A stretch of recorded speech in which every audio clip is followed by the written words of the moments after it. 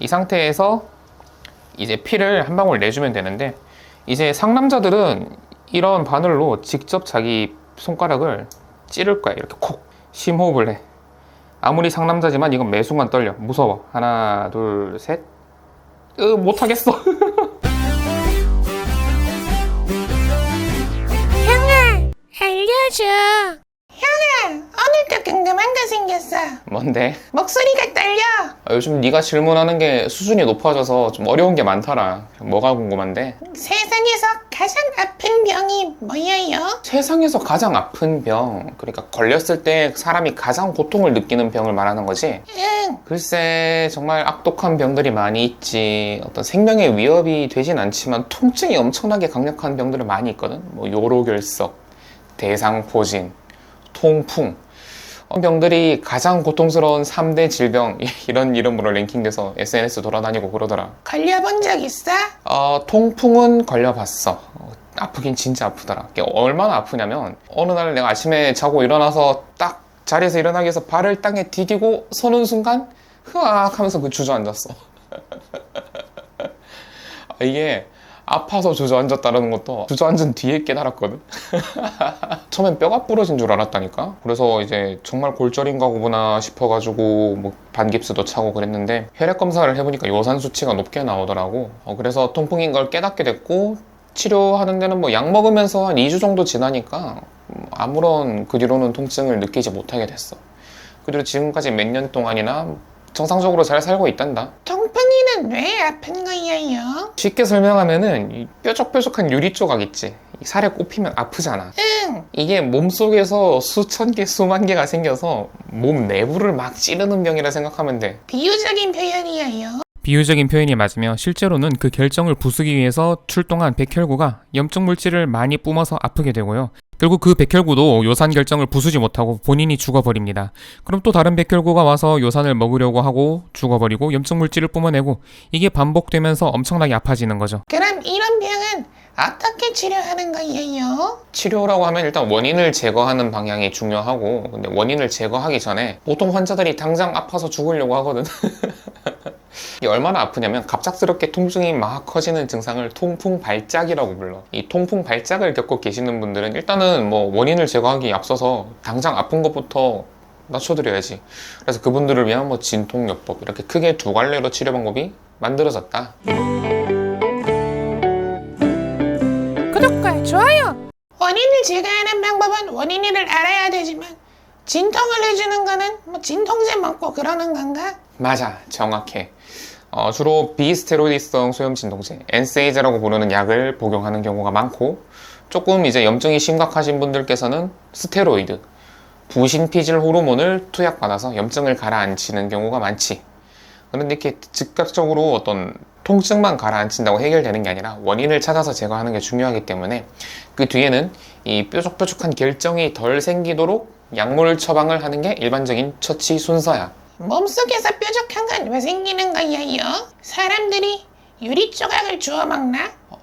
그런 분들은 잘 안 계실 것 같고, 내 생각에는 몸속에 있는 요산이라는 물질이 쌓이다 보면 결정처럼 만들어져. 그게 원인이야. 쉽게 좀 설명해봐. 단백질을 먹으면 그 단백질 안에 질소가 많이 들어있거든. 단백질의 핵심 구성 요소 중에 질소 N이 들어있어.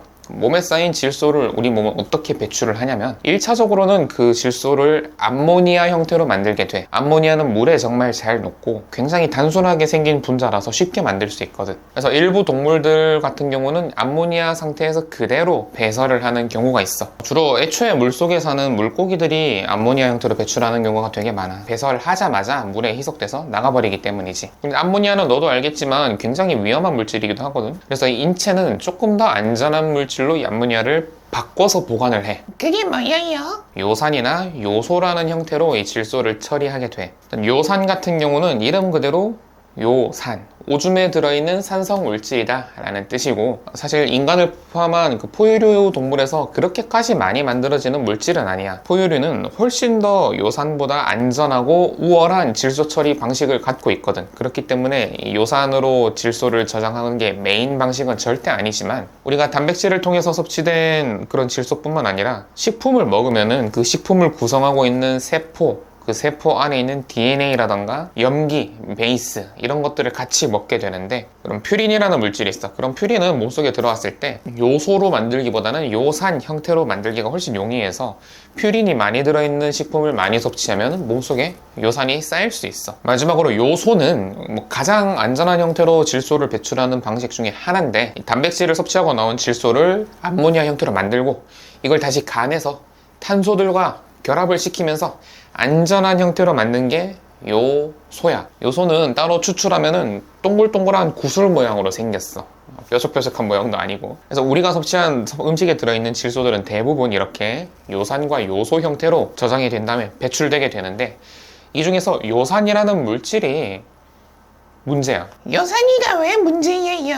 자, 사진을 보면 알겠지만 요소는 결정을 만들 때 되게 동글동글 예쁜 구슬 모양이 되거든. 그런데 요산은 이렇게 뾰족뾰족한 모양이 되는 거야. 이런 결정이 몸속에서 생긴다고 생각해봐. 그것도 혈액을 타고 돌아다니는 물질이다 보니까 신체 곳곳 어느 곳에든 생길 수 있고, 혈관 속을 떠다니다가 좁은 곳에 걸려. 그러니까 이제 관절같이 혈관이 급격히 좁아지는 부위라던가 피가 느리게 흐르는 공간에 그게 점점 쌓이다가 관절 부분에 뾰족뾰족한 바늘로 된 산이 생겨버리는 거야. 한 곳에서 그런 결정이 생겼다는 건 이미 피 속에 요산이 많이 떠다닌다는 거라서 신체 다른 어디에서 언제 비슷하거나 더 센 통증이 갑자기 찾아올지 모르는 거야. 그게 정말 불안불안한 병인 거고. 그럼 치료는 어떻게 하는 거예요? 치료는 두 가지 방법이 있어. 첫 번째는 몸속에 쌓인 요산을 빠르게 몸 밖으로 배출시키는 방법이 있겠지. 다른 하나는 몸속에 요산이 쌓이는 속도를 느려지게 만드는 거야. 구독과 좋아요. 먼저 요산이 쌓이는 속도를 느려지게 만드는 방법은 여러 가지 종류가 있는데, 가장 병원 안 가고 해볼 수 있는 건 요산의 주요 재료인 퓨린이 들어있는 음식을 적게 섭취하는 거야. 그러니까 고기도 먹지 말고 생선도 먹지 말고 맥주도 먹으면 안 돼.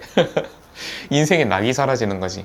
그리고 사실 이렇게 식이요법을 아무리 조절해봤자 그렇게 드라마틱하게 몸속에 있는 요산을 제거하는 게 불가능해. 그래서 현대의학에서는 일단 진단을 하고, 진단 결과 피의 요산 농도가 커트라인을 넘어가셨네요. 그럼 약물을 드십시다 하면서 약을 처방해줘. 그 약은 어떻게 요산이를 제거하는 거예요? 정확하게는 요산을 골라서 제거하는 건 아니고, 몸속에서 요산을 만들도록 도와주는 효소가 있어. 이 잔틴 산화 효소, 잔틴 옥시데이자라는 그런 산화 효소가 있는데, 이 효소가 하는 역할이 뭐냐면 다른 찌꺼기 재료들을 가져다가 요산으로 만들어주는 일종의 일꾼이야.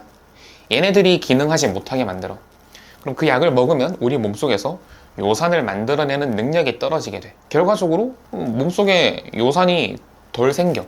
요산이라는 것도 물에 녹는 재질이고 피 속에 들어있으면 계속해서 조금씩 녹아내린단 말이야. 그럼 몸에 쌓여있던 요산은 점점 녹아서 사라져. 그런데 피에 새로운 요산이 충전이 안 돼. 그럼 어떻게 될까? 요산 덩어리들이 더 덩치가 커지기 어려워지는 거야. 점점 녹아서 작아지기만 하고, 자기 덩치를 키우려면 주변에 있는 요산들을 달라붙게 만들어야지 점점 덩치가 커질 텐데, 주변에 끌어당길 요산이 점점 줄어드는 거야. 몸에 요산이 덜 만들어지니까. 결과적으로 이 요산이 만들어지는 속도를 떨어뜨리는 약을 먹게 되면 피의 요산 공급 속도가 느려지면서 이미 몸에 고여있던 요산 결정들이 천천히 녹아내린다. 이게 통풍 치료 방식의 원리야. 부작용은 없어요? 단기적인 부작용, 장기적인 부작용이 다 있는데, 단기적으로는 이렇게 커다란 덩어리가 생겼었잖아. 이게 조금씩 작아지면서 녹아내려. 그럼 어떻게 될까? 원래는 덩치가 커서 혈관에 걸려있던 애들이 덩치가 작아지면서 뚫고 지나갈 수 있게 되겠지. 그럼 어떻게 되냐면 가만히 제자리에 있던 애들이 위치가 바뀌면서 다른 곳을 찔러. 그래서 이 약을 먹으면 초반에 더 극심한 통증이 생길 수가 있단다. 헐, 진짜 존나 무섭다. 그래서 뭐 여기 손등이라던가 발등 뭐 혹은 관절이 너무 아파서 약을 먹는데 통증이 줄어들긴커녕 더 강한 통증이 초반에 더 생길 수 있는 거지. 혹은 통증이 전혀 없던 부위에 갑자기 새로운 통증이 생겨날 수도 있어. 이게 단기적인 부작용이고, 이 부작용은 한 2주 정도 지나면 거의 사라져. 2주 정도 지나면 몸속에 쌓여있던 요산이 아주 드라마틱한 속도로 빠져나간다 라고 알려져 있고, 2주 정도 약을 복용하잖아. 그럼 요산 수치라는 게 6.0 밑으로 떨어질 가능성이 높은데, 이 정도보다 더 아래에서는 요산이 항상 피 속에서 녹아있으려고 하시, 덩어리가 생기려고 하진 않아. 장기적인 부작용은 뭐예요?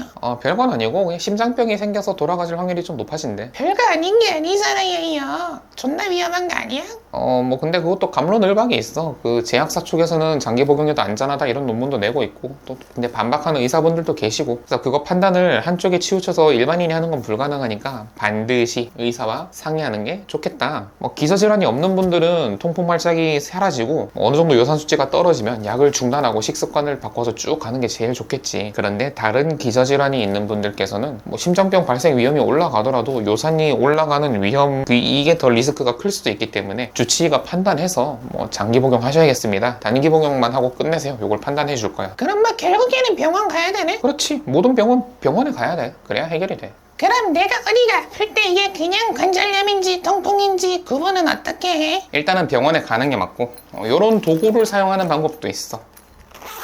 이거는 통풍 진단 키트라는 기계 장치야. 이걸 좀 설명을 해볼까? 구독과 좋아요! 자, 이게 그 통풍을 진단할 때 쓰는 도구고, 뭐 광고 이런 건 아니니까 편하게 설명할게. 본체가 들어있고 검사를 위한 키트가 또 들어있어. 여기 있는 것들은 체혈을 안전하게 하기 위한 일회용 바늘, 란셋이라고도 부르고 체혈침이라고도 부르고, 이거는 체혈침을 발사시켜주는 슈터? 뭐 이거 이름을 잘 모르겠다. 이렇게 구성이 되어 있어. 먼저 이 기계 장치는 키트를 꽂고 그 키트에 피를 떨어뜨리면 진단이 되는 그런 원리인데, 보면은 이렇게 위생적으로 하나씩 일회용으로 되어 있어. 이거를 하나를 딱 꺼내서 이렇게 생겼단다. 이쪽은 기계에 결합하는 부분이야. USB 한쪽 끝처럼 생겼지. 그리고 이쪽으로 피를 집어넣게 되어 있어. 이 칩을 이 기계에 꽂으면 이렇게 기계 전원이 들어오게 되어 있고, 빨간색 물방울만 깜빡깜빡 거리고 있지. 이 상태에서 이제 피를 한 방울 내주면 되는데, 이제 상남자들은 이런 바늘로 직접 자기 손가락을 찌를 거야, 이렇게 콕. 그런데 이게 쉽지 않고 비전문가가 매번 다른 깊이로 찌르게 되기 때문에 이런 도구를 사용해. 여기에 이렇게 바늘을 꽂은 다음에 바늘 끝에 절대 손이 닿지 않도록 위생적으로 유지해주고 이걸 닫아줘. 이러면은 1차적인 조립이 된 거고, 여기 다이얼을 돌려서 깊이를 결정할 수 있어. 1에 가까울수록 얕게 찔리고, 이렇게 5에 가까울수록 굉장히 깊게 찔리게 되지. 처음에는 이제 자기 피부가 얼마나 두꺼운지 모르니까 낮은 수치로 하는 걸 추천하는데, 나는 해보니까 1로 놓고 했을 때는 피가 거의 안 나더라. 나는 굳은 살도 있고 해서 2로 하는 게 좋을 것 같고, 굳은 살이 많으신 분들은 더 큰 숫자를 놓는 게 안전하겠지. 그 다음은 체혈을 할 부위를 결정해야 되는데, 가장 자주 쓰지 않는 손, 나는 왼손을 덜 쓰거든. 여기서 가장 자주 쓰지 않는 손가락, 여기 손가락을 나는 가장 덜 써. 거기를 반드시 알코올 솜으로 소독을 해. 결벽증 있으신 분들은 바늘도 소독하는 경우가 있는데, 나는 그렇게까지는 하진 않고 어차피 세균이 닿지 않은 무균 상태로 봉인되어 있어서 여기 소독된 곳에 알코올이 약간 마르도록 시간을 둬. 알코올이 덜 말랐을 때 찌르면은 바늘을 타고 알코올이 피부 속으로 들어갈 수 있지. 굳이 그렇게까지 알코올에 노출되고 싶진 않으니까 잘 마를 때까지 약간만 기다리면 돼. 몇십 초면 충분하고, 그동안 이 바늘 슈터를 당겼다가 놔. 그럼 장전이 돼. 그 뒤에 이걸 누르면 발사가 되는 거고. 장전했고, 여기 집어넣고 심호흡을 해. 아무리 상남자지만 이건 매 순간 떨려. 무서워. 하나, 둘, 셋. 못하겠어. 하나, 둘, 셋. 자, 하나도 안 아팠어. 지금 보면은 바늘이 뚫고 지나가는데 자국이 없지. 근데 이렇게 누르면은 피가 조금 나. 바늘이 굉장히 얕게 살이 파고든 거야. 이 상태로 피를 어느 정도 한 방울 정도 모아준 다음에 여기에 가져다 대는 거야.